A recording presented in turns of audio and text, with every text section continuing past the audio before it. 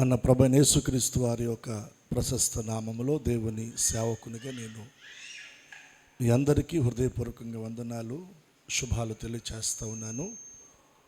మిమ్మలను మీ కుటుంబాలను ప్రభు దీవించునుగాక.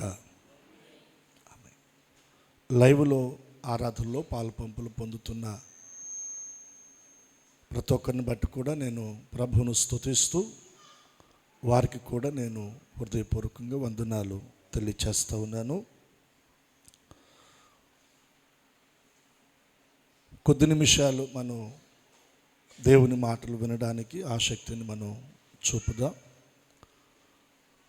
దేవుని వాక్యం ప్రకటించబడుతుండగా దయచేసి ఎవరు కూడా లేచి అటు ఇటు తిరిగే ప్రయత్నం చేయమాకండి. చిన్నపిల్లలను కూడా వారికి సంబంధించిన తల్లిదండ్రులు, పెద్దవారు మీ ఆధీనంలో మీకు దగ్గరలో వారిని కనిపెట్టుకొని మీ దగ్గర పెట్టుకునే ప్రయత్నం చేయండి. దేవుని సన్నిధిలో మనం ఉన్నాం కాబట్టి దేవుని భయాన్ని మనం కలిగి ఉన్నప్పుడు అది మనకు ఆశీర్వాదాన్ని కలగచేస్తుంది. ఈ రోజున మీతో ఏ వాక్యాన్ని పంచుకోవాలని ప్రభు దగ్గర ప్రార్థన చేస్తూ ఉన్నప్పుడు ప్రభు నా ఆలోచన తలంపులోనికి ఒక మాట తీసుకొని వచ్చారు. ప్రార్థన పూర్వకంగా ఆ మాటను మీతో పంచుకోవడానికి నేను ఇక్కడ నిలబడ్డాను. మీరు కూడా ప్రార్థన పూర్వకంగా ఇదేనో ప్రభు నాతో మాట్లాడాలి. నిలబడింది దైవజనుడు అయినప్పటికీ కూడా దైవజనుని హృదయములో దేవుడు తన మాటలు ఉంచి ఆ మాటల ద్వారా నన్ను, నా కుటుంబాన్ని దేవుడు బలపరచాలని మనం ఆశపడి ప్రార్థన పూర్వకంగా దేవుని సన్నిధిలో మనం ఉన్నప్పుడు నిశ్చయముగా పరిశుద్ధాత్మ దేవుడు మన హృదయాన్ని ఎరిగినవాడు కాబట్టి మన ఆశను ఆయన తీరుస్తాడు. బైబిల్ తెరచి మీరు సమూయేలు మొదటి గ్రంథం 25వ అధ్యాయం, సమూయేలు మొదటి గ్రంథం 25వ అధ్యాయం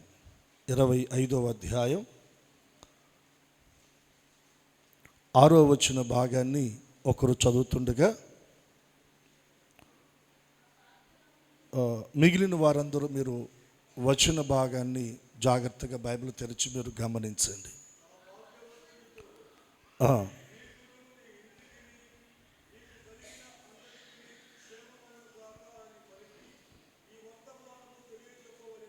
చాలు. ఈ వచ్చిన భాగాన్ని నేను కూడా చదువుతాను, మీరు జాగ్రత్తగా గమనించండి. ఆ భాగ్యవంతునితో నీకును నీ ఇంటికిని నీకు కలిగిన అంతటికిని క్షేమమవునుగాక అని పలికి ఈ వర్తమానము తెలియచెప్పవలెను.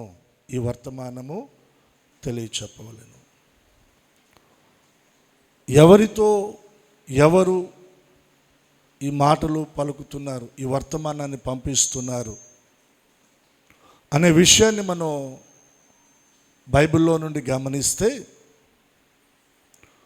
దావీదు నాబాలు అనేటువంటి ఒక వ్యక్తికి దావీదు తన దగ్గర ఉన్నటువంటి పనివారి ద్వారా ఈ మాటలను వర్తమానంగా పంపిస్తూ ఉన్నాడు. దావీదు తన దగ్గర ఉన్న పనివారిని పిలిచి, మీరు నాబాలు అనేటువంటి ఆ భాగ్యవంతుని ఇంటికి వెళ్ళండి, వెళ్ళి నా మాటలుగా ఈ మాటలు మీరు నాబాలుతో చెప్పండి, నా మాటలుగా మీరు ఈ మాటలు అతనితో చెప్పండి. అతనితో మీరు చెప్పవలసిన మాటలు ఏంటంటే, ఆ వచన భాగంలో దావీదు అంటున్నాడు, ఆ భాగ్యవంతునితో నీకును నీ ఇంటికిని నీకు కలిగిన అంతటికిని. ఇక్కడ 3 విషయాలు: నీకు, నీ ఇంటికి, నీకు కలిగిన దానంతటికి. ఏం కలగాలి? క్షేమము కలగాలి. క్షేమమవునుగాక. క్షేమమవునుగాక అని దావీదు ఒక దీవెన వచనాన్ని లేదా ఒక ఆశీర్వచనాన్ని, ఒక క్షేమ వచనాన్ని నాబాలును గూర్చి దావీదు పలుకుతూ ఈ మాటలు తెలియచేస్తూ ఉన్నాడు. దావీదు నాబాలుతో తెలియచేసినటువంటి ఆ మాటల్లో నుండి ఒక మాట ఈ రోజున మన వాక్య సందేశానికి మూల మాటగా మనం తీసుకుందాం. ఏంటి ఆ మాట అంటే క్షేమమవునుగాక. నాతో కలిసి అందరూ చెప్పండి, క్షేమమవునుగాక. క్షేమము కావాలా వద్దా మనకి? ఇందాక మనం సాక్ష్యాల్లో విన్నాం, ప్రయాణాల్లో ఎదురైనటువంటి కొన్ని ప్రమాదాలు, అపాయాలు, యాక్సిడెంట్ల ద్వారా వారు ఎదుర్కొన్న పరిస్థితుల్లో దేవుడు తన హస్తం నుంచి వారిని ఎలా కాపాడారో వారు సాక్ష్యాలు తెలియచేశారు. ప్రయాణాల్లోనే కానివ్వండి, మన పనుల్లో కానివ్వండి, లేదా మనం ఇంటి దగ్గర ఉన్నప్పుడు కానివ్వండి, లేదా మనం బయటికి వెళ్ళినప్పుడు కానివ్వండి, మనకి ఏం కావాలంటే క్షేమము కావాలి. ఏం కావాలి? మనకి క్షేమము కావాలి. దావీదు అంటున్నాడు, నీకును నీ ఇంటికిని నీకు కలిగిన దానంతటికిని క్షేమమవునుగాక. మొదట వ్యక్తిగతంగా మనకు క్షేమం కావాలి. రెండవదిగా మన ఇంటికి క్షేమం కావాలి. మూడవదిగా మనం కలిగిన దానంతటికీ క్షేమం కావాలి. ఎంతమంది కోరుకుంటున్నారు? నేను కాపాడబడాలి, నా ఇల్లు కాపాడబడాలి, నేను కలిగిన అంతటి అంటే మనం కలిగిన సంపద ఏదైతే ఉందో, అది పశు సంపద కానివ్వండి, పంట సంపద కానివ్వండి, ఆర్థికపరమైన సంపద కానివ్వండి, వెండి బంగారాలు కానివ్వండి, అవన్నీ కూడా, వాటన్నిటికీ కూడా ఏం కావాలంటే క్షేమం కావాలి. నాకు క్షేమం కావాలి, నా ఇంటికి క్షేమం కావాలి, నేను కలిగిన దాని అంతటికీ కూడా క్షేమం కావాలి. కోరుకుంటారా? ప్రతి ఒక్కరూ కోరుకుంటారండి. నాతో కలిసి చెప్పండి, నాకు క్షేమం కావాలి, నా ఇంటికి క్షేమం కావాలి, నేను కలిగిన దాని అంతటికీ క్షేమము కావాలి. ఇంటికంటే ఇంట్లో ఎవరున్నారు? భార్య లేదా భర్త లేదా పిల్లలు, అత్తమామ, తల్లిదండ్రులు, తోబుట్టులు. ఇంట్లో ఎవరైతే ఉంటారో వారందరికీ దేవుడు క్షేమాన్ని కలగచేయాలి. మనం కలిగిన దాని అంతటికీ, మనం పొలం కలిగి ఉంటే పొలం, వ్యాపారం కలిగి ఉంటే వ్యాపారం, ఉద్యోగం కలిగి ఉంటే ఉద్యోగం, చేతి పని కలిగి ఉంటే చేతి పని, మనం తలపెడుతున్న పనులు, మనం ఉద్దేశిస్తున్న ఉద్దేశాలు, మనం కలిగిన సంపద, దాని అంతటికి కూడా దేవుడు ఏం కలగచేయాలంటే క్షేమాన్ని కలగచేయాలి. క్షేమం అనేది దేవుడే కలగచేయాలి, అది మన చేతుల్లో లేదండి. 127వ కీర్తనలో మనందరికీ తెలిసిన వచ్చిన భాగమే, తీయద్దులే కానీ జ్ఞాపకం చేసుకుందాం. యెహోవా పట్టణమును కాపాడని ఎడల దాన్ని కావలు కాయువారు మేలుకొని ఉండుట. ఒక పట్టణాన్ని ఎవరు కాపాడాలి? దేవుడు కాపాడాలి. దేవుడు కాపాడకుండా, దేవుని కాపుదల లేకుండా, దేవుడు అనుగ్రహించే క్షేమము లేకుండా దాన్ని కావలు కాయవారు ఎంత మేలుకొని ఉన్నా కూడా అది వ్యర్థమే. అలాగే మనకు కానీ, మన ఇంటికి కానీ, మనం కలిగిన దాని అంతటికి కానీ మనం భద్రం చేసుకుంటే క్షేమం కాదు, కానీ దేవుడు భద్రం చేస్తే దానికి క్షేమము కలుగుతుంది. నీకు, నీ ఇంటికి, నీవు కలిగిన దానంతటికి క్షేమమవునుగాక. వాస్తవానికి అతని పేరు నాబాలు, కానీ నాబాలు అని దావీదు మాట్లాడలేదండి. అక్కడ ఏమని మాట్లాడాడు? ఆ భాగ్యవంతునితో. హల్లెలూయా. ఈ దినాన దేవుని మందిరంలో చేరిన మనమందరం కూడా భాగ్యవంతులమవుదుముగాక. ఎవరు మనం? చెప్పండి. భాగ్యవంతులం. ఈ మాట బైబిల్లో దేవుడు తన సేవకుని ద్వారా ఎవరి గురించి మాట్లాడించాడో తెలుసా? ఇశ్రాయేలును గురించి దేవుడు మాట్లాడించాడు అన్నమాట. ఇశ్రాయేలు నీ భాగ్యం ఎంత గొప్పది. బైబిల్లో మొదటి భాగ్యవంతులు ఎవరంటే యాకోబే. యాకోబు ఇశ్రాయేలుగా మారిన తరువాత, యాకోబు ఊట ప్రత్యేకించబడిన తరువాత, యాకోబు ఆలోచన విధానము మారిన తరువాత,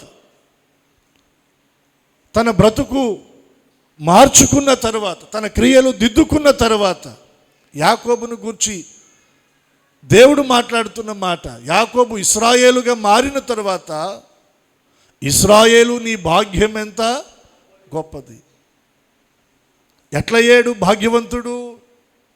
అక్కడ వ్రాయబడిన మాట, యెహోవా రక్షించిన నిన్ను పోలిన వారు ఎవరున్నారు? నిజమైన భాగ్యం ఏంటంటే రక్షించబడిన ప్రజలమైన మనమే.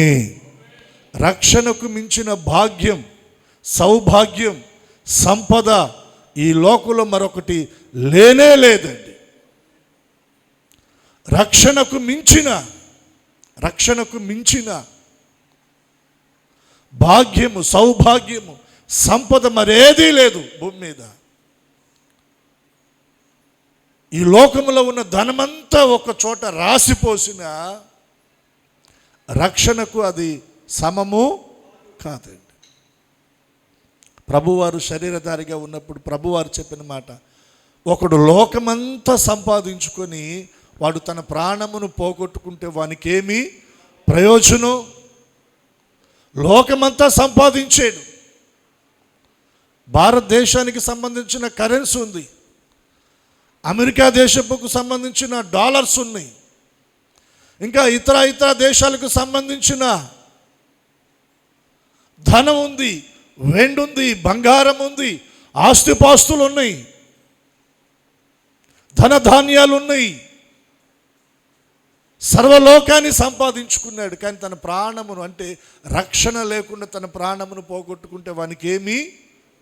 ఈ ధనం అతన్ని పరలోకానికి తీసుకొని వెళ్ళుద్దా? ఈ ధనం అతను నరకము నుండి తప్పించగలదా? పాతాళం నుండి తప్పించగలదా? అగ్నిగంధకాలతో మండు గుండములో పడవేయబడకుండా ఈ ధనము కాపాడగలదా? అందుకని ప్రభు అన్నాడు, ప్రయోజనం ఏమీ కూడా, సర్వలోక సంపదనకు మించిన భాగ్యం ఏంటంటే దేవుడు మనకిచ్చే రక్షణ. రెండు చేతులెత్తి స్తోత్రం చెల్లిద్దాం. ఈ నూతన సంవత్సరపు జనవరి మాసం చివరి ఆదివారం దేవుని సేవకునిగా నేను మీకు మనవి చేస్తూ ఉన్నాను, బ్రతిమలాడి చెప్తా ఉన్నాను. ఇంక నువ్వు రక్షణ పొందకుండా ఉంటే, మారు మనసు బాప్తీజ రక్షణ అనుభవం ఇంకనూ లేకుండా ఉంటే, ఇది దేవుడు నిన్ను దర్శిస్తున్న కాలం, దేవుడు నీతో మాట్లాడుతున్న కాలం, దేవుడు నీకు ఒక అవకాశం ఇస్తున్న కాలం. దేవుని ప్రేమను ప్రక్కకు నెట్టి నీ హృదయాన్ని కఠినం చేసుకుని అలా నువ్వు సాగి ముందుకు వెళ్ళమాకు. అది నీకు క్షేమము కాదు, అది నీకు ఆశీర్వాదము కాదు. సర్వలోక సంపదనకు మించిన భాగ్యం రక్షణ భాగ్యం. అది దేవుడు నీకు ఉచితంగా ఇవ్వాలని ఆయన నిన్ను దర్శిస్తూ ఉన్నాడు. ఆయన నీతో మాట్లాడుతూ ఉన్నాడు. ఇదే మిక్కిలి అనుకూల సమయం, ఇదే రక్షణ దినం. దేవుని వైపు తిరుగు, మారు మనసు పొందు, పాప క్షమాపణ నిమిత్తమై బాప్తిజము పొందు.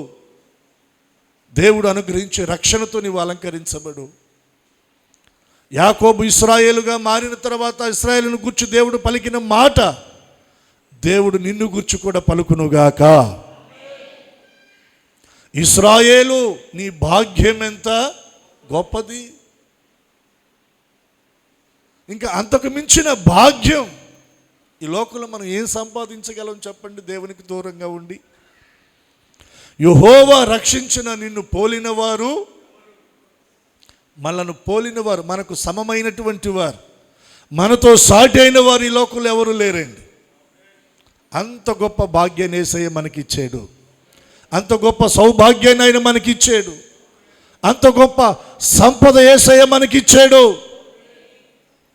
అంత గొప్ప రక్షణ ప్రభు మనకిస్తూ ఉన్నారు. దాన్ని ఎవ్వరూ కూడా నిర్లక్ష్యం చేయకూడదని నేను మీకు మనవి చేస్తూ ఉన్నాను. చాలామంది దాన్ని తడవు చేస్తూ ఉన్నారు. కొంతమంది యవ్వన బిడ్డలు ముందుకు వస్తూ ఉంటుంటే తల్లిదండ్రులు ఆపుతూ ఉన్నారు, ఇంకా టైం ఉందిలే, నీకు పెళ్ళి అవ్వాలి, లేకపోతే చదువు అవ్వాలి, లేకపోతే ఇంకోటి అవ్వాలని. వాటన్నిటికీ మించిన భాగ్యం రక్షణతో మనం అలంకరించబడటం. రక్షించబడే ఆలోచన, ఆ ప్రేరణ కలిగిన వారికి మనం ఎన్నడూ కూడా అడ్డుగా ఉండకూడదు, ఆటంకంగా ఉండకూడదండి. ఎందుకంటే ప్రభు చెప్పారు, మిక్కిలి అల్పులైన ఈ చిన్న వారిలో ఒక్కనికి మీరు అభ్యంతరం కలగచేసిన వానికంట వాని మెడకి ఓ పెద్ద తిరుగటి రాయి కట్టి ఆ వ్యక్తిని తీసుకుని వెళ్ళి సముద్రంలో పడవేయబడుట వానికి అది మేలు అంట. సముద్రంలో పడవేయబడటం మేలా? అది కూడా ఎలాగా? మన మెడకి తిరుగటి రాయి అంటే రోలు. మన మెడకి రోలు కట్టి తీసుకుని వెళ్ళి సముద్రంలో పడవేయబడటం మనకు మేలా? దానికి మించిన శ్రమ మనం ఎదుర్కొంటాం. ఎప్పుడు? మిక్కిలి అల్పులైన ఓ చిన్నవాడు దైవ సంబంధమైన కార్యాల్లో ముందుకు వెళుతూ ఉండగా, లేదా రక్షణలో ముందుకు వెళుతూ ఉండగా అతనికి మనం అభ్యంతరం కలగజేస్తే, ఆటంకాన్ని కలగచేస్తే, అలా అభ్యంతరాన్ని ఆటంకాన్ని కలగచేసిన వ్యక్తికి దానికి మించిన శ్రమ ఉంటుందంట. కాబట్టి ఎప్పటికీ కూడా మనం ఎవరికి భక్తి విషయంలో, రక్షణ విషయంలో, పరిచర్య విషయంలో, ప్రార్థించే విషయంలో ఎవరికి మనం అభ్యంతరంగా ఉండకూడదండి. వారిని మనం ప్రోత్సహించే వారంగా మనం ఉండాలి. రెండు చేతులెత్తి దేవునికి మనం స్తోత్రం చెల్లిద్దాం. ఇశ్రాయేలు, నీ భాగ్యం ఎంత గొప్పది! యెహోవా రక్షించిన నిన్ను పోలిన వారు ఎవరున్నారు? మందిరంలో నిలిచిన ప్రియ దేవుని ప్రజలారా, రక్షణ పొందిన మిమ్మును పోలిన వారు ఎవరు లేరు. మీకు సాటి అయిన వారు ఎవరు లేరు ఈ లోకంలో. నేను అంటాను, మన దేశ ప్రధానికి మించిన గొప్ప భాగ్యాన్ని దేవుడు మనకిచ్చాడు. హల్లెలూయా. ఆయన దేశానికి ప్రధానే కావచ్చు, కానీ ఆయనకి ఏమి లేదు? రక్షణ లేదు. దేశంలో మనం ఒక సామాన్య స్థితిలో పేదవారమై ఉన్నప్పటికీ కూడా దేవుడు మనకేమి ఇచ్చాడంటే రక్షణ భాగ్యాన్ని ఆయన మనకి ఇచ్చాడు. నా మాట కాదండి, ఇది దేవుని మాట. యెహోవా రక్షించిన నిన్ను పోలిన వారు ఎవరున్నారు? అంత గొప్ప ధన్యత, భాగ్యాన్ని దేవుడు మనకిచ్చాడు. ఆ భాగ్యవంతునితో ఈ మాటలు చెప్పండి. ఆ భాగ్యవంతునితో ఈ మాటలు చెప్పండి. నీకు, నీ ఇంటికి, నీకు కలిగిన దాని అంతటికీ ఏం కలగాలి? క్షేమము కలగాలి. దేవుని సేవకునిగా నేను హృదయపూర్వకంగా పలుకుతా ఉన్నాను. ఈ దినం దేవుని మందిరంలో చేరిన ప్రతి ఒక్కరికి, వారి ఇంటికి, వారు కలిగిన దాని అంతటికి దేవుడు క్షేమాన్ని కలగచేయునుగాక. దేవుడు మీకు క్షేమాన్ని కలగచేయునుగాక. మీ ఇంటికి క్షేమాన్ని కలగచేయునుగాక. మీరు కలిగిన దాని అంతటికి దేవుడు క్షేమాన్ని కలగచేయునుగాక. దేవుడు మిమ్మల్ని ఆశీర్వదించునుగాక. ఎంత చక్కగా ఆమెను చెప్పారు. ఖర్చు లేని పని కదా, స్తోత్రం చెప్పండి. ప్రయాస లేని పని కదా అంటారా? నిజంగా ఆ క్షేమము మన సొంతం అవ్వాలంటే దానికి సంబంధించిన మూలాలు, పునాది ఎక్కడుందో మనం వెతకాలి. దానిని మనం స్వతంత్రించుకున్నప్పుడు ఆ క్షేమం మన వెనకమాల వస్తుంది. దావీదు భక్తుడు ఒక మాట అంటాడు, కృపాక్షేమాలు నా వెంట వచ్చును. నేను వాటి కొరకు పరిగెత్తడం కాదు, అవే నా వెంటబడి వస్తాయి. ఎందుకు వస్తాయి? ఎందుకు వస్తాయి? ఆ కీర్తన ప్రారంభంలో అంటాడు, యెహోవా నాకు కాపరి. దేవుడు మనకు కాపరిగా ఉంటే, మనము ఆయన మేపడి గొర్రెలముగా, ఆయన ప్రజలంగా, ఆయన పిల్లలంగా మనం ఉంటే, ఈ కృపాక్షేమాలు అవి మన వెనకమాలబడి వస్తాయి. దేవుడు మనకు కాపరిగా లేకపోతే ఇవి వస్తాయా చెప్పండి? వస్తాయా? దేవుడు కాపరిగా మనకు ముందు నడవాలి. ఆయన మనకు కాపరిగా మనం ఆయనను వెంబడించి ఆయన అడుగు జాడలలో మనం నడవాలి. అలా మనం నడవగలిగితే కృపాక్షేమాలు మన వెనకమాలబడి వస్తాయి. ఇందాక మనం ఆరాధనలో చక్కగా పాడుతూ ప్రభువుని ఆరాధిస్తూ ఉన్నప్పుడు నిజంగా ఆ పాటలో 2వ వచనంలో చివరి మాట నా హృదయాన్ని ఎంతో తాకిందండి. జలములలో మనం బడి వెళుతున్నప్పుడు అవి నన్నేమి, అగ్నిలో బడి నేను వెళుతున్నప్పుడు అవి నన్నేమి కూడా. ఎన్నో అపాయాలు ఉన్నాయి, ఎన్నో ప్రమాదాలు ఉన్నాయి, ఎన్నో ఉపద్రవాలు ఉన్నాయి, ఎన్నో కీడులు ఉన్నాయి. దుష్టుడు పొంచున్నాడు మన మీద దాడి చేయడానికి, కానీ వాడు చేయలేకపోతున్నాడు. కారణం ఏంటి చెప్పండి? దేవుడు మనకు తోడుగా ఉన్నాడు కాబట్టి ఇవేవి కూడా మనల్ని ఏమీ చేయదు. నా హృదయం నిజంగా ఆ మాట నా హృదయాన్ని తాకుతున్నప్పుడు, ఎస్, ఏ అనారోగ్యం నన్నేమీ చేయలేదు, ఏ బలహీనత నన్నేమీ చేయలేదు, ఏ సమస్య నన్నేమీ చేయలేదు. దేవుడు నాతో ఉన్నాడు, దేవుడు నాకు తోడుగా ఉన్నాడు, నన్నేమీ చేయలేవు. నా దేవుడు నాకు క్షేమాన్ని ఇస్తాడు. హల్లెలూయా. ఒక 2-3 మాటలు నేను మీకు మీ దృష్టిలోకి తీసుకొస్తాను. వాటిని మీ హృదయంలో మీరు పదిలపరచండి, భద్రపరచండి. దేవుని వాక్యంతో మీ హృదయాలను నింపుకోండి. దేవుని వాక్యం మనలను ధైర్యపరుస్తుంది, దేవుని వాక్యం మనలను బలపరుస్తుంది. మనం నడవవలసినటువంటి త్రోవను దేవుని వాక్యం మనకు చూపెడుతుంది. దావీదు అంటాడు కదా, నీ వాక్యము నా పాదములకు దీపం, నా త్రోవకు వెలుగు. మనం నడవవలసిన మార్గములో దేవుడు మనల్ని నడిపించున్నట్లుగా దేవుని వాక్యముతో మన హృదయాలు నింపబడాలి. దేవుని వాక్యపు భాగాలతో మన ఆలోచన తలపులు నింపబడాలి. అప్పుడే మనం నడవవలసినటువంటి మార్గంలో దేవుడు మనలను నడిపిస్తాడు. చూడండి, మనకు మన కుటుంబానికి మనం కలిగిన దానంతటికి క్షేమము కలుగునట్లుగా మనం చేయవలసిన ఆ పనులు లేదా మనం నడవలసిన ఆ మార్గం ఏందో మనం చూద్దాం. ద్వితోపదేశ కాండం 5వ అధ్యాయం 16వ వచనాన్ని చూడండి. నీ దేవుడైన యెహోవా నీకు అనుగ్రహించు దేశములో నీవు దీర్ఘాయుష్మంతుడివై ఏం కలుగునట్లు, నీకు క్షేమము కలుగునట్లు నీ దేవుడైన యెహోవా నీకు ఆజ్ఞాపించిన లాగున నీ తండ్రిని నీ తల్లిని సన్మానింపుము. అందరం చేతులెత్తి దేవునికి బిగ్గరగా స్తోత్రం చెల్లిద్దాం. బిగ్గరగా మరొకసారి. నీవు దీర్ఘాయుష్మంతుడివై నీకు క్షేమమగునట్లు. ఈ వచ్చిన భాగంలో ఆ మాట మనం చదివాం. ఒకటేంటి చెప్పండి? దీర్ఘాయువు. దీర్ఘాయువు అంటే పిల్లలను కూడా మనం చూసేంత ఆయువు. దీర్ఘాయువు. దావీదు భక్తుడు పండు ముసలివాడైపోయిన వరకు బ్రతికాడండి. ముసలివాడైపోయాడంట. ముసలివాడైపోయాడు. నిండు వృద్ధాప్యంలోనికి వెళ్ళిన తర్వాత అతడు చనిపోయాడు. యాకోబు కూడా అంతే.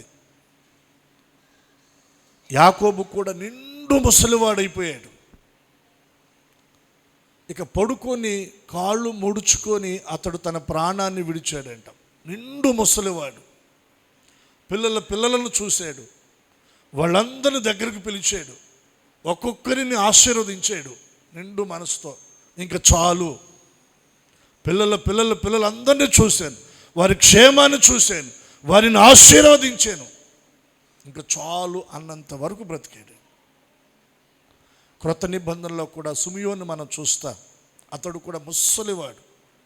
ప్రభువును తన చేతిలో తీసుకుని ఏమన్నాడు, నాదా ఇప్పుడు నీ దాసుని సమాధానముగా పోనిచుచున్నావా? భూమి మీద మనము దీర్ఘాయుష్మంతులం అవ్వాలి. ఇది దేవుని ఆలోచన, దేవుని ఉద్దేశం. కానీ చాలామంది వారు ఆయుష్కాలానికి ముందే చనిపోతున్నారు. వారు బ్రతకవలసిన దినములకు ముందే చనిపోతున్నారు. అలా చనిపోవటం దేవుని చిత్తమా? కాదండి. మరి ఎందుకు చనిపోతున్నారంటే, యెషయా గ్రంథంలో ఒక మాట ఉంది, నీవు చెవియొగ్గి నా మాటలు నీవు వినిన ఎడల నీవు బ్రతుకుతావు. నా మాటలు చెవియొగ్గి వినిన ఎడల నీవు బ్రతుకుతావు. దేవుని మాటలు వింటే మనం బ్రతుకుతాం. అక్కడ దేవుడు ఏమన్నాడు తెలుసా? ఆహారము కాని దాని కొరకు మీరెందుకు మీ రూకలు లేదా మీ చేతుల కష్టార్జితాన్ని మీరెందుకు వ్యాయపరుస్తారు అని అన్నాడు. ఏం కాదంట అది? ఆహారము కాదు. దేవుడు దానిని నువ్వు తినడానికి ఆహారంగా దేవుడు ఇవ్వలా. దేవుడు ఇవ్వని దానిని ఆహారంగా తింటూ ఆరోగ్యాన్ని పాడు చేసుకుంటున్నారు. ఆరోగ్యాన్ని పాడు చేసుకొని దీర్ఘాయుష్మంతులుగా భూమి మీద బ్రతకవలసిన వారు అర్ధాయుషుతో లేదా వారి బ్రతుకు దినాలకు ముందుగానే వారు చనిపోతున్నారు. ఇది ఎవరి కుట్ర అంటే సైతాన్, అపవాది యొక్క కుట్ర. కొంతమంది వారు ఎదుర్కొంటున్న సమస్యలను బట్టి వాటిని అధిగమించలేక ఆత్మహత్య చేసుకున్నటువంటి వారు ఉన్నారండి. ఆత్మహత్య కూడా అది దేవునికి విరోధమైన కార్యం. అది ఎవరు ప్రేరణ కలగ చేస్తారంటే దుష్టుడు ప్రేరణ కలగ చేస్తాడు. దాన్ని జయించిన వారు, దానిలో నుండి ప్రక్కకు వచ్చిన వారిని అడిగితే వారు చెప్తారు, ఏదో తెలియదండి, ఆలోచనలో మనసంతా ఒక విధమైన గలిబిలి, చచ్చిపో చచ్చిపో చచ్చిపో అన్న ప్రేరణ అలా హృదయంలో బలంగా వచ్చేసిందండి. అటువంటి పరిస్థితుల్లో నిజంగా దేవుడు తన ప్రేమతో నన్ను దర్శించాడు, తన సేవకుల ద్వారా దర్శించాడు, తన పిల్లల ద్వారా దర్శించాడు, దూరాన మైక్ శబ్దము ద్వారా దేవుడు తన మాటల ద్వారా నన్ను దర్శించాడు. ఆ ప్రేరణ నేను జయించి ప్రక్కకు వస్తే ఎందుకు అలా నేను దానికి ఇదైపోయానో నాకే అర్థం కాలేదు. సో దానికి కారణం ఏంటంటే దుష్టుడు చెడుతనాన్ని మన జీవితంలోనికి ప్రవేశింపచేసి, చెడుతనానికి మనల్ని బానిసలుగా చేసి, కొన్ని సమస్యలను తీసుకొని వచ్చి మన ఆరోగ్యాన్ని పాడు చేసి, మన ఆయుష్కాలానికి ముందుగానే మనం చనిపోయేటట్టు వాడు చేస్తూ ఉన్నాడు. అయితే మన ఆయుష్కాలానికి ముందుగా మనం చనిపోవడానికి దేవుడు ఇష్టపడటం లేదు. దేవుడు మనను దీర్ఘాయుష్మంతులుగా ఆయన మనల్ని దీవించి ఆయన మనకు క్షేమాన్ని కలగ చేయాలని కోరుకుంటూ ఉన్నాడు. రెండు చేతులెత్తి స్తోత్రం చెల్లిద్దాం. చాలామంది ఏమంటారంటే కానివ్వండి, చస్తే రేపటికి ఏందంట,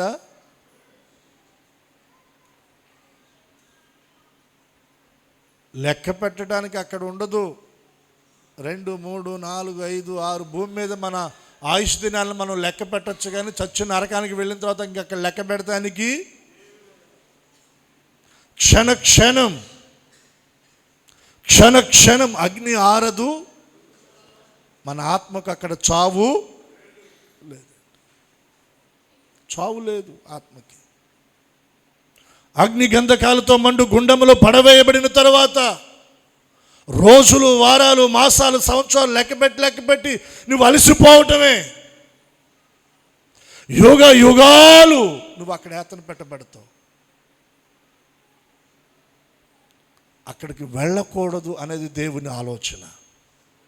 దాని కొరకు ఆయన శరీరధారి ఈ లోకానికి వచ్చి నీ కొరకు ఆయన తన ప్రాణాన్ని పెట్టి రక్తాన్ని చిందించి నిన్ను విమోచించడానికి ఆయన పిలుస్తూ ఉన్నాడు. ఆయన నిన్ను పిలుస్తూ ఉన్నాడు.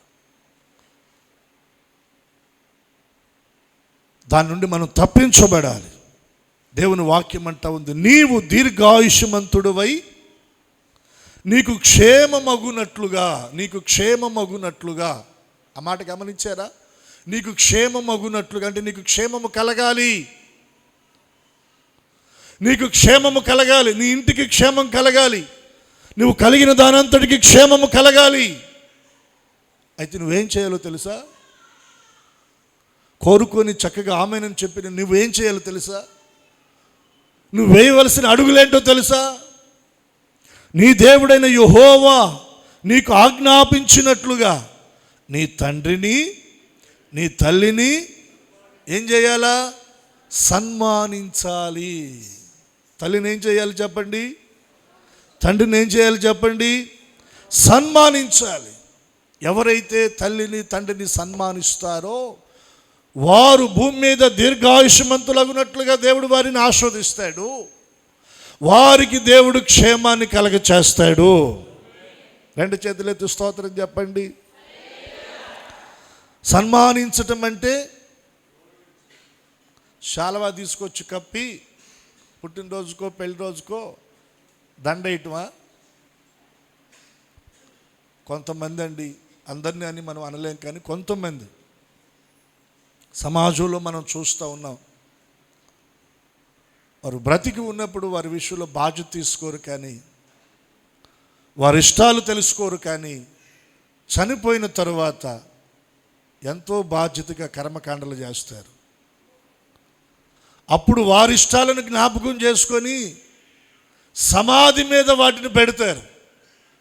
బ్రతికున్నప్పుడు నోట్లో పెట్టలేదు, కానీ చచ్చిపోయినాక ఎక్కడ పెడుతున్నారు?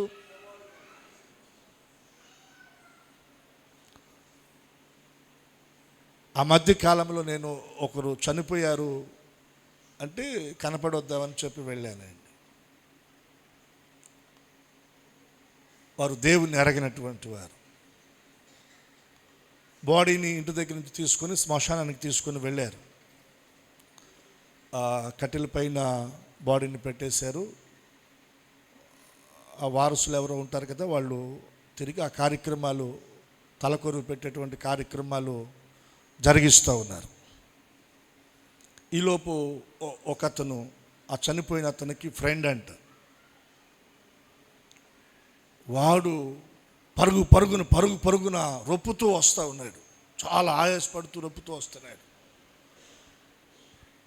ఈ తలకొరువు పెట్టే అది జరుగుతూ ఉంది. వాడు కొంచెం దూరంగా ఉన్నాడు, పరిగెత్తుకుంటూ వస్తున్నాడు. అంటే ఆఖరి చూపు చూడలేదేమో అని అక్కడ ఉన్న వాళ్ళందరూ అనుకున్నారు. ఆల్రెడీ ఇంటి దగ్గర ఉన్నాడు, మనోడు చూశాడు. ఈ పాడెత్తుకొని బయలుదేరిన తర్వాత ఈ చనిపోయిన అతనికి మందు అంటే ఇష్టమని వాడు మందు షాపుకి వెళ్ళి ఓ బాటిల్ కొనుక్కొని దాన్ని జేబులో పెట్టుకొని పరిగెత్తుకుంటూ వస్తూ ఉన్నాడు. జరిగిందో చెప్తున్నానండి. తల కొరువు పెట్టించేది 2-3 నిమిషాలు ఆపిచ్చి అందరినీ ఆపమని పెద్ద కేకలు పెట్టి ఇంకేందో అని మాకు అర్థం కాల. మీరు ఉండండిరా అని జేబులోంచి బాటిల్ తీసి మోత తిప్పి తీసుకెళ్ళి ఆ కట్టెల పైన పొరండ పెట్టారు కదా, వాడు నోట్లో పోస్తూ ఉన్నాడు. ఏందది? వాడికి ఇష్టం అంట. చచ్చిపోయి నాకు తాగుతాడా?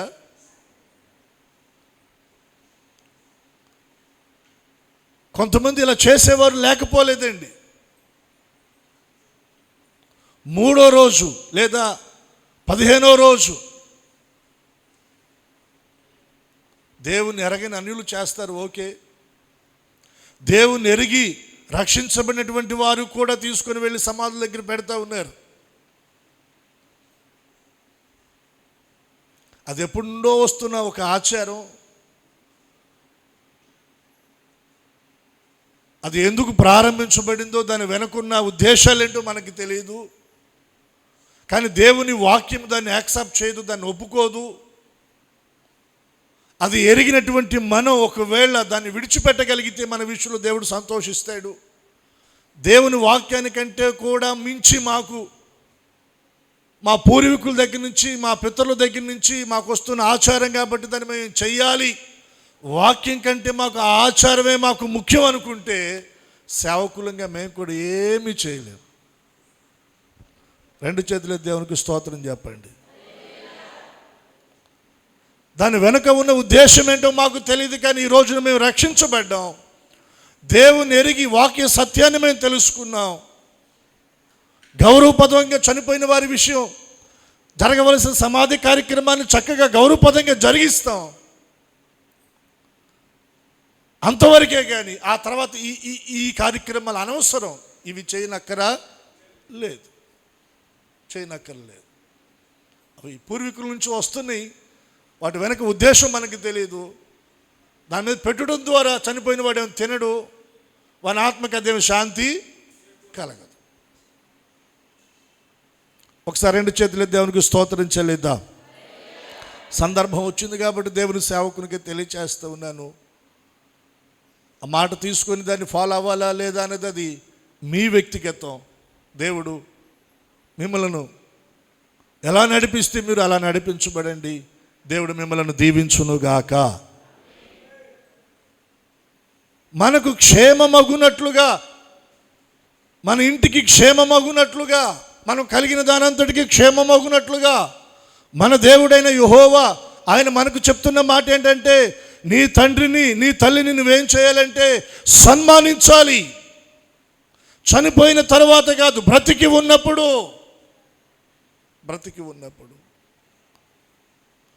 వారిని గౌరవించాలి. వారి విషయంలో బాధ్యత తీసుకోవాలి. మనం సిలువ మీద ప్రభు తన ప్రాణాన్ని అర్పించే ఆ చివరి నిమిషాలలో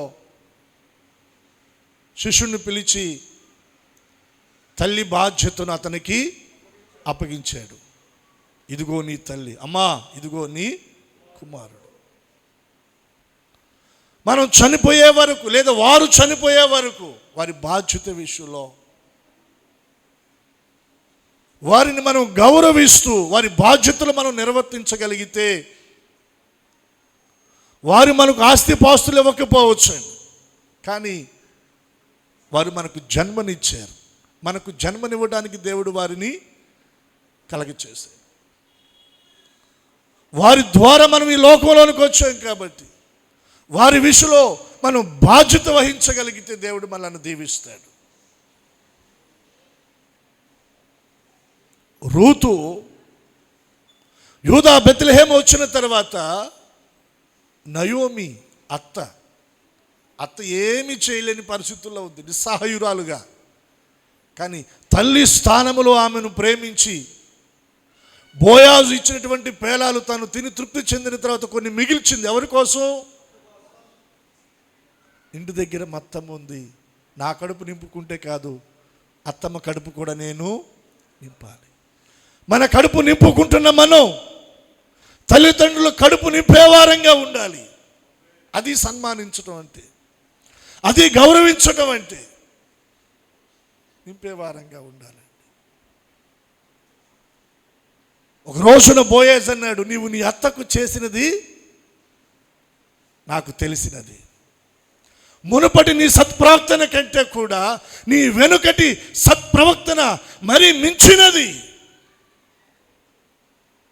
నువ్వు చెప్పినదంతయు నేను నీకు చేస్తాను, వెళ్ళు అన్నాడు. రెండు చేతులెత్తి స్తోత్రం చేయలేద్దామా? ఒక రోజున బోయాజు దగ్గర లెక్కలోనికి వచ్చింది. ఏం లెక్కలోకి వచ్చింది? రూతు తన అత్తకు చేసిందంతా కూడా లెక్కలోకి వచ్చింది. నీవు నీ తల్లిదండ్రులకు చేసినదంతా కూడా ఒక రోజున యేసయ్య దగ్గర లెక్కలోకి వస్తుంది. అది నువ్వు నీ అత్తమామలకు చేసినదంతా కూడా ఒక రోజున యేసయ్య దగ్గర అది లెక్కలోకి వస్తుంది. దాన్ని బట్టి ఆయన నీకు ప్రతిఫలాన్ని ఇస్తాడు, నీకు క్షేమాన్ని కలగచేస్తాడు. నీకు నీ ఇంటికి నీవు కలిగిన దాని అంతటికి ఏం కలగాలి? క్షేమము కలగాలి. నిజంగా నేను క్షేమంగా ఉండాలి, నా ఇల్లు క్షేమంగా ఉండాలి, నేను కలిగినదంతా కూడా క్షేమంగా ఉండాలి. దేవుడు నాకు క్షేమాన్ని కలగచేయాలంటే దేవుడు చెప్తున్న మాట ఏంటంటే, నీ తల్లిదండ్రులను నీవు సన్మానించు, తేలిగ్గా మాట్లాడ మాకు, గౌరవించు, బాధ్యతలు తీసుకో, వారి విషయంలో నీవు చేయవలసిన దాని అంతటిని కూడా ధర్మంగా నువ్వు చెయ్యి. అలా చేయటం ద్వారా నీకు క్షేమం కలుగుతుంది. రెండు చేతులెత్తి స్తోత్రం చెల్లిద్దాం. దైవజనులు చెప్తున్నప్పుడు విన్న ఒక చిన్న ఎగ్జాంపుల్, ఉదాహరణ నేను మీకు జ్ఞాపకం చేస్తానండి. ఒక దేశంలో భయంకరమైనటువంటి కరువు అంట.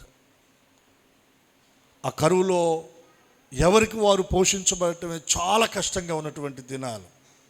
అటువంటి దినాలలో ఒక కుమారుడు తన భార్య బిడ్డలను పోషించుకోలేని ఆ కరువు దినాల్లో చాలా ఇబ్బందులు పడుతున్నాడు. వారికి తోడు వృద్ధాప్యలో ఉన్నటువంటి తల్లిగారు. ఒక రోజున తల్లి విషయంలో ఒక నిర్ణయానికి వచ్చాడంట. చాలా ఆర్థికంగా ఇబ్బందులు పడుతున్నా, నలిగిపోతున్నా, కుటుంబాన్ని పోషించుకోలేనటువంటి పరిస్థితులు. ఇటువంటి పరిస్థితుల్లో తల్లి భారం అయిపోయింది కాబట్టి తల్లి విషయంలో నేను ఒక పని చేస్తాననుకున్నాడంట. తల్లిని తీసుకొని దూరంగా ఎక్కడో అడవుల్లో వదిలేస్తే కొద్ది దినాలు బ్రతికి అక్కడే చనిపోద్ది, ఎలాగో చనిపోద్ది, నేను చూడను కాబట్టి నాకు బాధ అనిపించదు అని చెప్పేసి ఒక నిర్ణయానికి వచ్చి ఒక రోజున తల్లిని తీసుకొని బయటికి వెళ్ళి వద్దామమ్మా అని చెప్పి ఆమెను తీసుకొని బయలుదేరాడంట. అలా ఊరు బయటికి వెళ్ళిపోయాడు. అడవుల్లోకి వెళతా ఉన్నాడు. బాగా చాలా సుదీర్ఘంగా లోనికి వెళ్ళిపోయాడంట. వెళ్ళిపోయిన తర్వాత ఓ పెద్ద మహావృక్షం, ఆ చెట్టు క్రింద ఆమెను అక్కడ పెట్టాడంట. పెట్టి, అమ్మా మనం ఇంకా కొంచెం పైకి వెళ్ళాలా, నువ్వు ఇక్కడ కొద్ది సమయం ఉండు, నేను కొంచెం చిన్న పని చూసుకొని వస్తాను, మరలా నేను వచ్చి నిన్ను ఇక్కడి నుంచి తీసుకుని వెళ్తాను, మరలా మనం వెళదాం కలిసి అని చెప్పి కొన్ని మాటలు చెప్పాడంట. తల్లి నెమ్మదిగా కుమారుని దగ్గరకు పిలిచి తల నిమిరి కుమారునితో చెప్తా ఉంది, నాయనా, నీ మనసు నీ ఆలోచన నేను ఎరిగిన తల్లినిరా, నిన్ను కన్న తల్లినిరా, నీ మనసు నాకు తెలియదా, నేను నిన్ను అర్థం చేసుకోలేనా, ఒక మాట చెప్తాను నాన్న నీకు అందంట. ఏంటమ్మా చెప్పంటే, నువ్వు నన్ను తీసుకొస్తున్న దారిలో నీవు మరలా తిరిగి వెళ్ళేదానికి వీలుగా అవకాశంగా ఈ అడవిలో నువ్వు మరలా తప్పిపోకుండా, ఈ అడవిలో ఉన్న దుష్ట మృగాలు నీకు హాని చేయకున్నట్లుగా నువ్వు నన్ను తీసుకొని వస్తా ఉన్న మార్గంలో చెట్టు కొమ్మ ఆకులు తుంచి పడవేసుకుంటా వచ్చాను నేను. మరలా నువ్వు తిరిగి బయటికి క్షేమంగా వెళ్ళేటట్లుగా దారి నువ్వు తప్పిపోకుండా దారి కోసం చెట్టు కొమ్మలు ఆకులు తుంచి పడవేసుకుంటా వచ్చాను. వాటిని గమనించుకుంటా నువ్వు వెళితే ఈ అడవిలో ఎక్కడ నువ్వు తప్పిపోకుండా మరలా నువ్వు బయటికి తిరిగి వెళ్ళిపోగలవు, నీ భార్య బిడ్డల కుటుంబాన్ని నువ్వు చేరగలవు నాయనా. ఈ అడవిలో నేను ఎలాకొలా బ్రతికిన దినాలు బ్రతికేసి తర్వాత కనుమూస్తాను, నువ్వు బాగుండాలి, నీ బిడ్డలు బాగుండాలి, నీ కుటుంబం బాగుండాలిరా అని తల నిమురుతూ చేతులు జోడించి నమస్కారం పెట్టిందంట. తల్లి మాటలు వింటున్న ఆ కుమారుని యొక్క గుండె బరువెక్కింది, కళ్ళ నిండా నీళ్లు తిరిగినాయి. తల్లి చేతులు పట్టుకుని అలా మోకాళ్ళ మీద వరిగిపోయి ఏడుస్తూ ఉన్నాడంట. అమ్మా, నాకున్న ఆర్థిక పరిస్థితులను బట్టి నేను నిన్ను పోషించలేక నేను ఇక్కడ నిన్ను వదిలిపెట్టాలనుకున్నాను, కానీ ఈ పరిస్థితిని ఎరిగిన నీవు కూడా నా మంచినే, నా క్షేమాన్ని, నా బ్రతుకునే కోరుకున్నావు.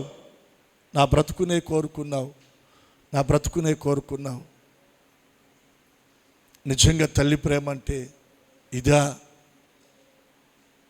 నీ విషయంలో నేను చాలా దుర్మార్గంగా ఆలోచించాను, నన్ను క్షమించమ్మా అని తల్లి చేతులు పట్టుకొని మరలా తల్లిని తీసుకుని తన ఇంటికి వచ్చేసాడంట. ఇంటికి వచ్చి తల్లితో చెప్తా ఉన్నాడు, మేము తినే దానిలోనే, మేము త్రాగే దానిలోనే నువ్వు కూడా ఒక ముద్ద తిని, నువ్వు కూడా కొంచెం త్రాగి బ్రతికినంత వరకే బ్రతుకుదాం అమ్మా. నా బ్రతుకు దినాల్లో నేను నిన్ను వదిలిపెట్టనని తల్లిని ఇంటికి తీసుకొని వచ్చి మళ్ళా మంచిగా తల్లిని చూసుకున్నాడంటండి. రోజులు గడుస్తూ ఉన్నాయి, వారాలు మాసాలు గడుస్తూ ఉన్నాయి. దేవుడు ఆ కుటుంబాన్ని జ్ఞాపకం చేసుకున్నాడు. ఆ బిడ్డకు మంచి ఉద్యోగాన్ని దేవుడిచ్చాడు. ఆ కుటుంబాన్ని దేవుడు ఆశీర్వదించాడు, క్షేమాన్ని కలగచేశాడు. దేవుని వాక్యం అంటా ఉంది, దీర్ఘాయుష్మంతుడగునట్లుగా నీకు నీ ఇంటికి నీకు కలిగిన దానంతటికి క్షేమం అవునట్లుగా నువ్వు చేయవలసిన పని ఏంటంటే నీ తండ్రిని నీ తల్లిని ఏం చేయాలి? సన్మానించగలిగితే దేవుడు నీకు క్షేమాన్ని కలగచేస్తాడు, నీ ఇంటికి క్షేమాన్ని కలగచేస్తాడు. నీకు కలిగిన దాని అంతటికీ. ఈ మధ్యకాలంలో ఒక చిన్న వీడియో చూశాను, మీరు చూసే ఉంటారులేండి.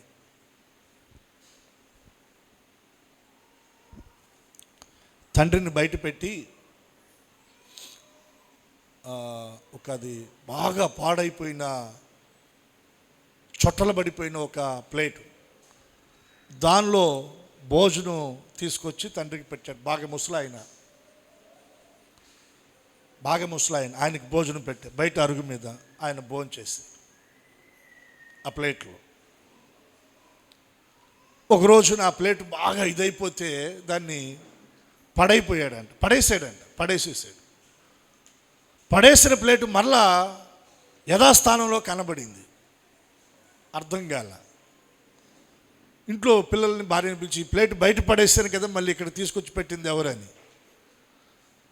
వెంటనే కుమారుడు ముందుకు వచ్చి అన్నాడంట, నాన్న రేపు నీకు అవసరమైతే నేనే తెచ్చి జాగ్రత్త చేసేలే అన్నాడంట. ఎవరికి? నువ్వు అదే ప్లేట్లో తాతకి పెట్టావు కదా భోజనం, నువ్వు కూడా ముసలోడు అయిన తర్వాత మరి నేను నీకు పెట్టాలిగా, అందుకే నా ప్లేట్ జాగ్రత్త చేసేలే అన్నాడంట. సిగ్గుతో తల వంచుకున్నాడంట.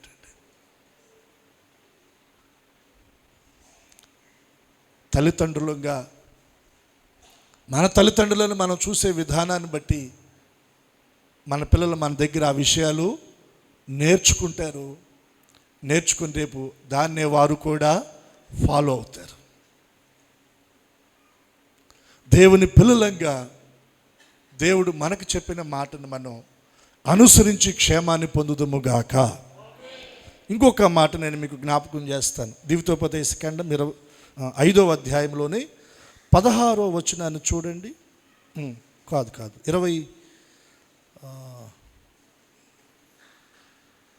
29వ వచనం.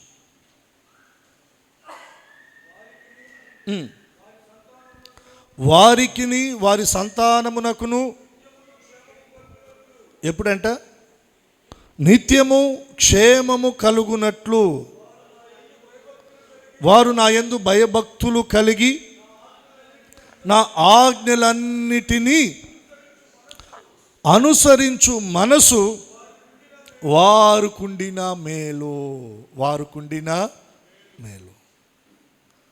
క్షేమం అనేది ఏదో ఒక నెల రోజులుండి పోవటం కాదండి. క్షేమం అనేది ఎప్పటి వరకు? నిత్యము అంట. నిత్యము మనము క్షేమము కలిగి ఉండునట్లుగా. 5:29 ఏమని వ్రాయబడింది? వారికిని వారి సంతానమునకును, అంటే మనకు మన సంతానానికి ఏం కలగాలి? ఎన్ని రోజులు చెప్పాలి? ఎన్ని రోజులు కావాలి మీకు క్షేమం? వారాలు కావాలా? మాసాలు కావాలా? సంవత్సరాలు కావాలా? లేదా నిత్యము కావాలా? ఏదో బాబు 4 రోజులు అలా మంచి బతికితే చాలనుకుంటారు.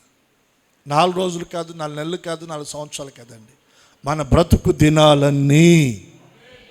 ఎన్ని దినాలు? భూమి మీద మనం బ్రతికిన దినాలన్నీ నిత్యము మనం క్షేమాన్ని కలిగి ఉండాలి. దేవుని ద్వారా మనం క్షేమాన్ని పొందుకోవాలి. మనము, మన కుటుంబం, మనం కలిగినదంతా కూడా క్షేమంగా ఉండాలి. నిత్యము క్షేమంగా ఉండాలి. క్షేమము కలుగునట్లు ఏమంటున్నాడంటే దేవుడు, వారు నా యందు భయభక్తులు కలిగి. ఏం కలిగి ఉండాలి మనం? చెప్పండి అందరూ, ఏం కలిగి ఉండాలి? ఎవరి ఎడల?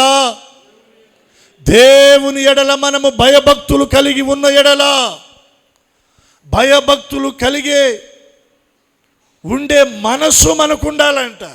ఏముండాలి మనకి? మనసు ఉంటే మార్గం ఉంటుంది అంటారు.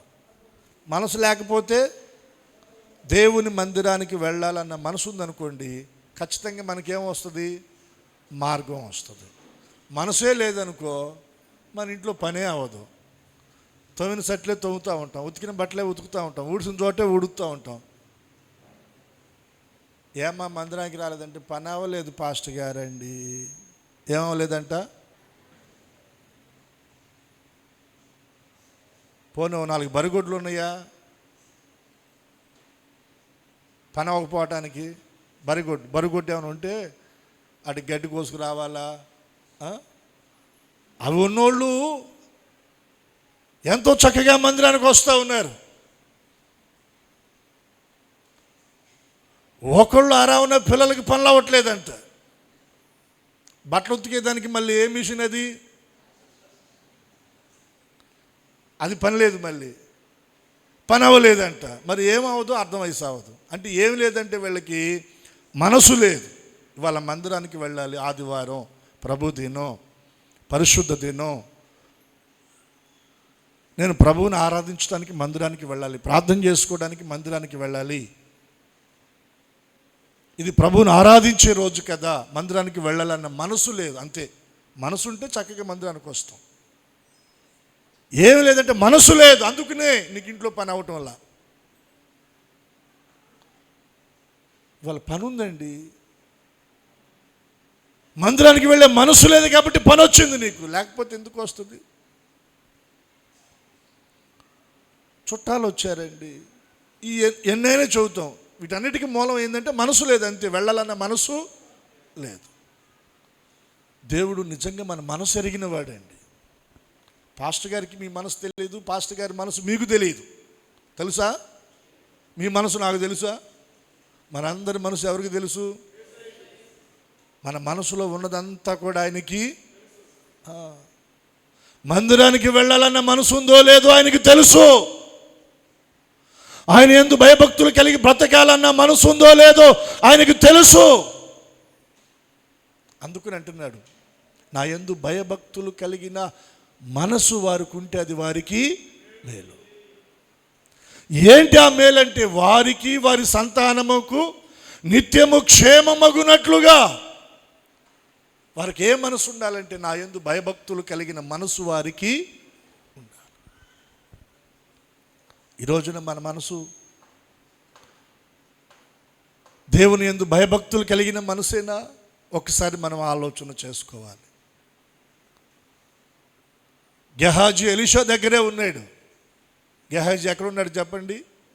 ఎలీషా దగ్గరే ఉన్నాడు. కానీ మనసంతా నయోమాను తీసుకుని వెళ్ళిపోతున్న వెండి బంగారం వస్త్రాల మీద, డబ్బు మీదే. అరే ఇక్కడ ఇంత పరిచర్య ఉంది, ఈరోజు ఇంత పరిచర్య వదిలిపెట్టి నేను ఎలా పరిగెత్తాలి అన్న మనసు తనకి లేదు. యేసు ప్రభుని అప్పగించాడు ఇస్కరియోతు యూదా. మనసంతా ఆ ప్రధాన యాజకులు ఇస్తానన్న వెండి నాణ్యాల మీదే. నిరపరాధి నేను అప్పగిస్తున్నాను, నిర్దోషిని అప్పగిస్తున్నాను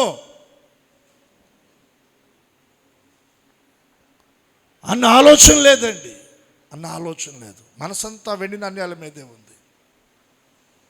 ఈ రోజున మన మనసు దేవుని ఎడల భయభక్తులు కలిగి ఉండడానికి మన మనసు మనం నిలుపుదుముగాక.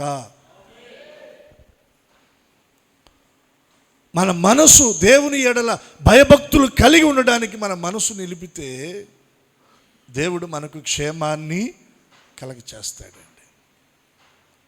అబ్రహాము విషయంలో దేవుడు ఒక మాట అన్నాడు, ఇందు వలన నీవు దేవునికి భయపడవాడువని నాకు అర్థమవుతుంది, నేను ఎరిగి ఉన్నాను అన్నాడు. ఎలా దేవునికి భయపడ్డాడు?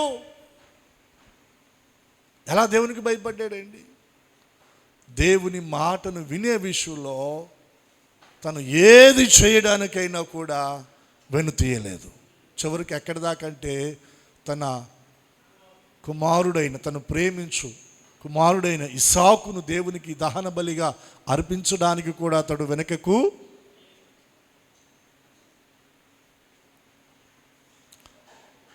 ఓ ₹1,00,000 కానుక ఇచ్చేయమంటే తేలిగ్గా ఇచ్చేసే పని, ఓ మందిరాన్ని కట్టించే విషయంలో బాధ్యత తీసుకోంటే తేలిగ్గా తీసుకునే పని.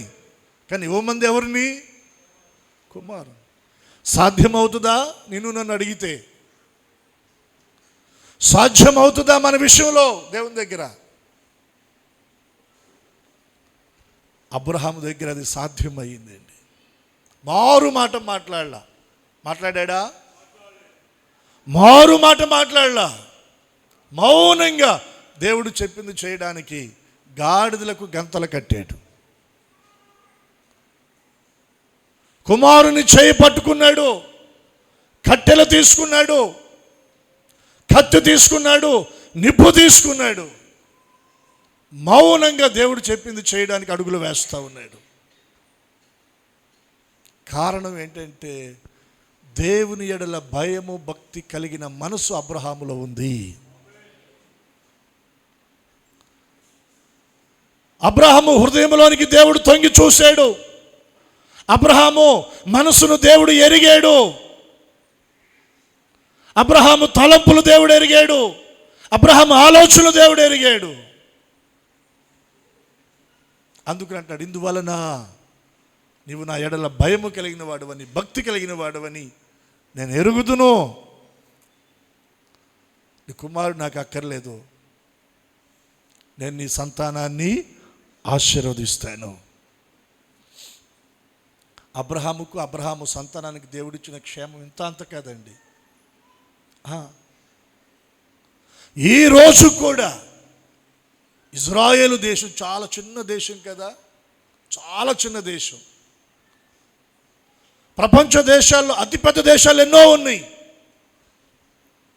అవేవి కూడా చిన్న దేశమైన ఇశ్రాయేలు దేశాన్ని ఏమి చేయలేకపోతా ఉన్నాయి. కారణం ఏంటి?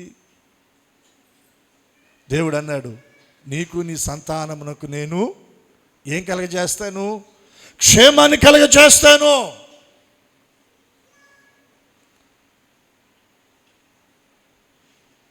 చిన్న దేశం కదా, చిన్న రాజ్యం కదా, వారికి మించిన పెద్ద పెద్ద దేశాలు వారిని ఏమి చేయలేకపోతున్నాయి.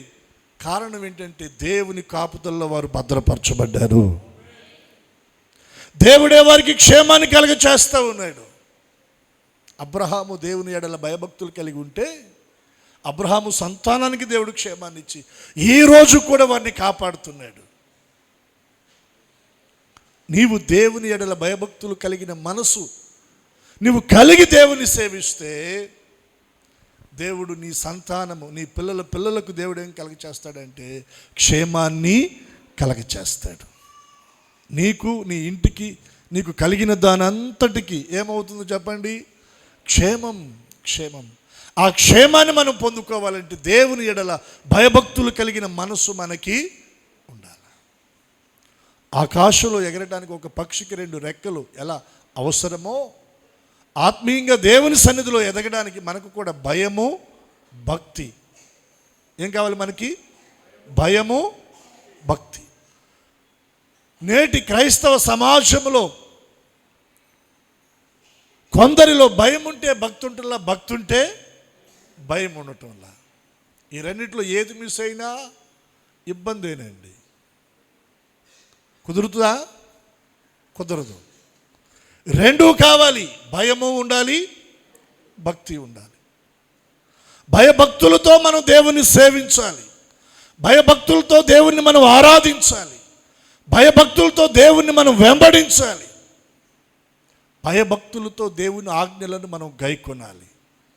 అప్పుడే దేవుడు మనకు క్షేమాన్ని కలగచేస్తాడు. కీర్తనలో రాయబడిన మాట అండి, యెహోవా యందు భయభక్తులు గల వారి చుట్టూ. కంప్లీట్ చేయగలరా తర్వాత మాట? యెహోవా యందు భయభక్తులు గల వారి చుట్టూ. కొన్ని గొంతులే వినబడ్డాయి. కొన్ని వాక్యాలు మనం ప్రారంభించగానే వెంటనే మీరు దాన్ని ఏమవ్వాలా? ఫాలో అవ్వాలి. మీ నోట్లోనికి ఆ పదాలు వచ్చేయాలంటే బైబిల్ చదివి తగలబడితే వచ్చేది. ఆదివారం మాత్రమే బూజు దులిపామనుకోండి, మందిరానికి వచ్చేటప్పుడు ఉపయోగం ఏమి ఉండదు. పొద్దున కాస్త 4 ఇడ్లీ 2 అట్లు తిన్నట్టు, మధ్యాహ్నం కాస్తంత భోజనం తిన్నట్టు, రాత్రికి మళ్ళీ కాస్తంత భోజనం తిన్నట్టుగా కనీసం 2 మార్లు అయినా ఉదయం ఒక 2 అధ్యాయాలు, లేదా 1 అధ్యాయం, సాయంత్రం 2 అధ్యాయాలు, 1 అధ్యాయం బైబిల్ చదివితే మనం తినే ఆహారం మన శరీరానికి ఎలా ఆరోగ్యాన్ని, శక్తిని, బలాన్ని ఇస్తుందో దేవుని వాక్యం చదవటం ద్వారా మన ఆత్మకు బలము, శక్తి, ఆరోగ్యం కలుగుతుంది. మనం ఒకటే చేస్తున్నాం, ఇంకొకటి చేయటం వల్ల. రెండోది కూడా మనము చేయదుముగాక. యెహోవా యందు భయభక్తులు గల వారి చుట్టూ ఆయన దూత కావలి ఉండి వారిని ఏం చేస్తుంది? కాపాడుతుంది, రక్షిస్తుంది, క్షేమాన్ని కలగచేస్తుంది. అది పగలైనా రాత్రైనా, అది మధ్యాహ్నమైనా, ఉదయమైనా, సాయంత్రమైనా, ఇంటైనా బయటైనా, ప్రయాణంలోనైనా నిన్ను కాపాడుటకు, నీకు క్షేమాన్ని కలగచేయడానికి నీ చుట్టూ దేవుడు తన దూతలను కావలిగా అయినా ఏర్పాటు చేస్తాడు. నిజంగా మనకున్న పరిస్థితులను బట్టి ఎవరినైనా ఒకరిని సెక్యూరిటీ గార్డుగా పెట్టుకోవడానికి మన దగ్గర ఉందా స్తోమత? చెప్పండి. దేవుడు దూతలను పెట్టాడంట. ఏం చేస్తారు వారు? మన పాదాలకు రాయి తగలకుండా వారు తమ చేతుల మీద మనలను ఎత్తి పట్టుకొని ఆ క్షేమాన్ని దేవుడు మనకు కలగజేస్తాడు. చప్పట్లు కొట్టేసే నామాన్ని కనపరుద్దాం. నీకు తెలియదు, నీ మానాన్ని నువ్వు ప్రయాణం చేస్తూ పోతూ ఉన్నావు. వాస్తవానికి నీకు ఎన్నో ఎదురు దెబ్బలు తగలాల, ఎన్నో అపాయాలు, ఎన్నో ప్రమాదాలు, ఎన్నో కీడులు, ఎన్నో నష్టాలు నీకు జరగాలి. నీకు తెలియకుండానే దేవదూతలు నిన్ను ఎత్తిపట్టుకొని వాటిలో నుండి నిన్ను తప్పిస్తున్నారు, నిన్ను కాపాడుతున్నారు, నీకు క్షేమాన్ని కలిగేటట్లుగా చేస్తూ ఉన్నారు. దేవుడు నీ విషయంలో దూతలకు ఆజ్ఞాపించాడంట, నిన్ను కాపాడటానికి, నిన్ను రక్షించడానికి, నిన్ను సంరక్షించడానికి దేవుడు దూతలకు ఆజ్ఞాపించాడు. దేవదూతలు మనల్ని కాపాడునట్లుగా మనం దేవుని ఎడల భయభక్తులు కలిగిన మనసు మనకి కావాలి.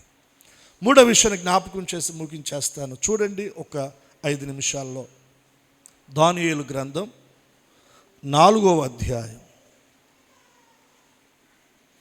27వ వచనం.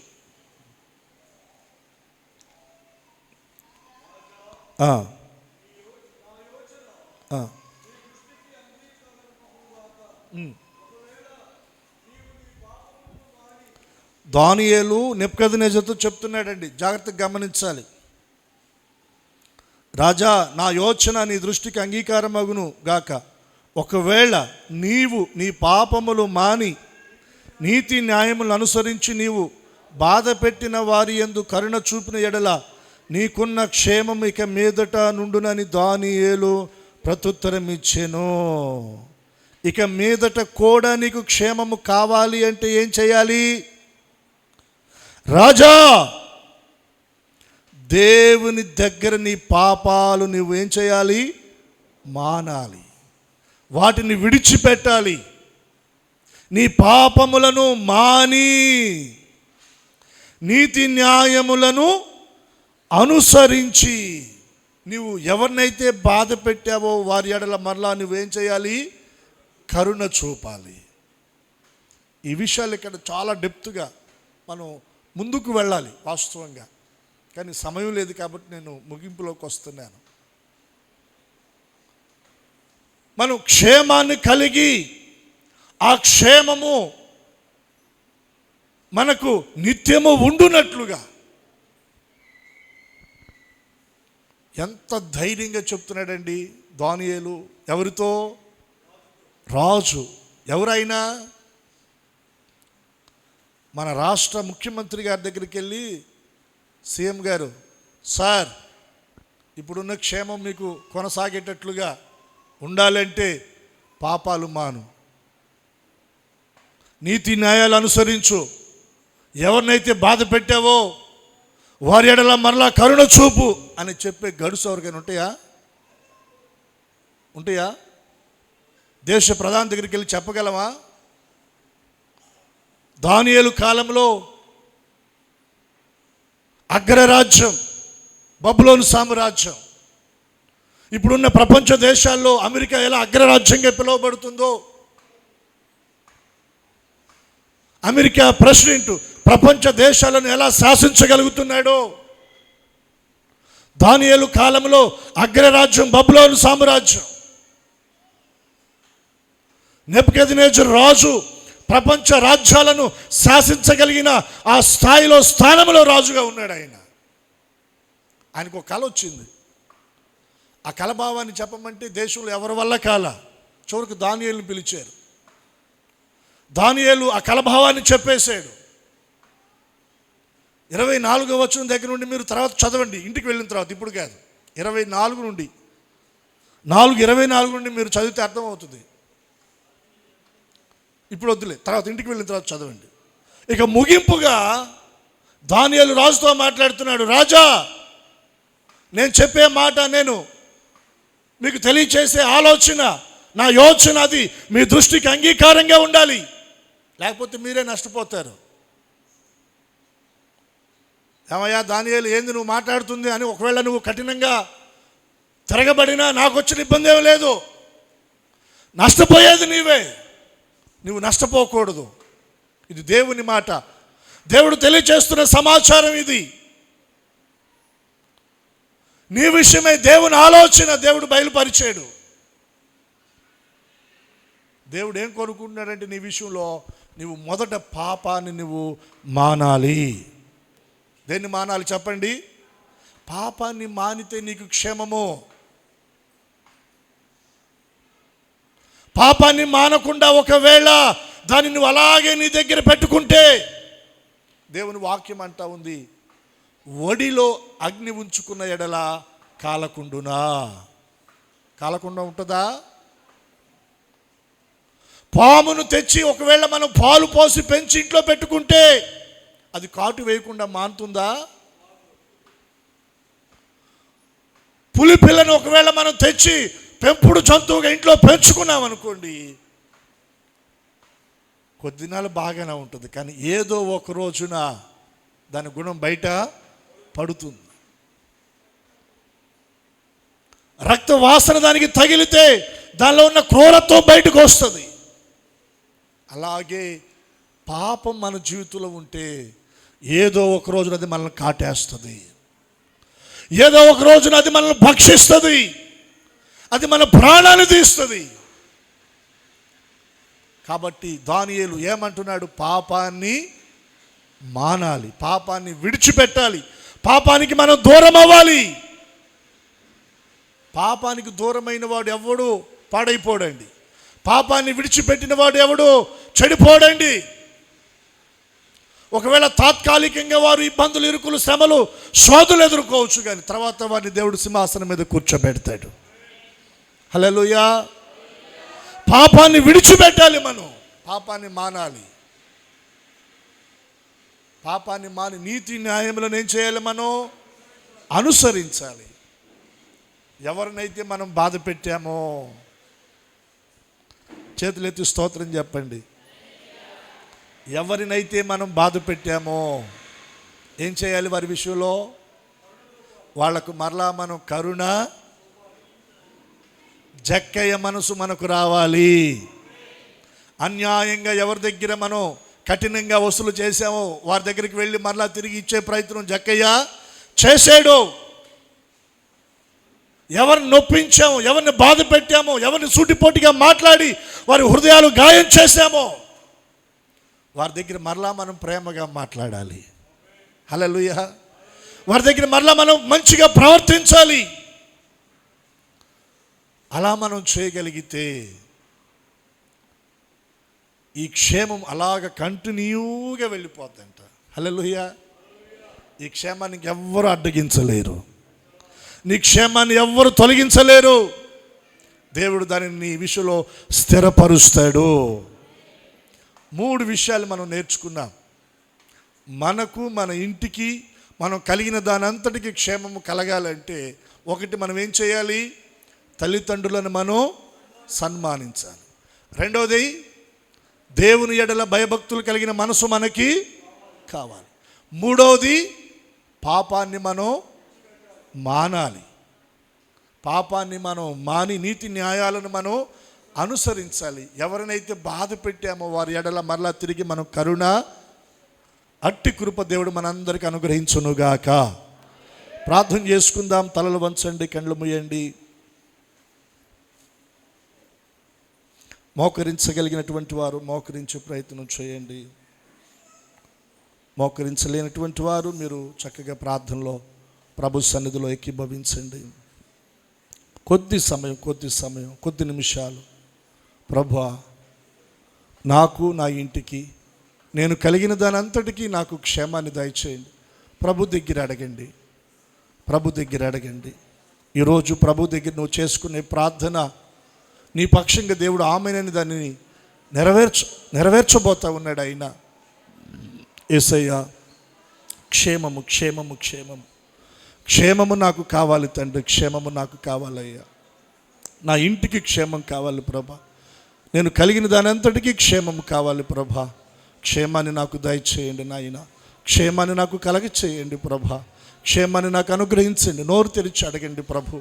అయ్యా, నా చేతి పని విషయంలో, నా వ్యాపార విషయంలో, ఉద్యోగ విషయంలో ప్రభా తండ్రి, నా బిడ్డల విషయంలో నాయన, వారి చదువుల విషయంలో ప్రభా, వారి భవిష్యత్తు విషయంలో నాయన క్షేమాన్ని కలగచేయండి ప్రభా. నోరు తెరిచి అడగలరా? నోరు తెరిచి ప్రార్థించగలరా? ఈ రోజున ప్రభు నీకు, నీ ఇంటికి, నీవు కలిగిన దానంతటికి క్షేమాన్ని ఇవ్వాలని ఆశపడుతున్నాడు. ప్రభు నీతో మాట్లాడుతున్నారు. ప్రభు దగ్గర నోరు తెరిచి ప్రార్థించు.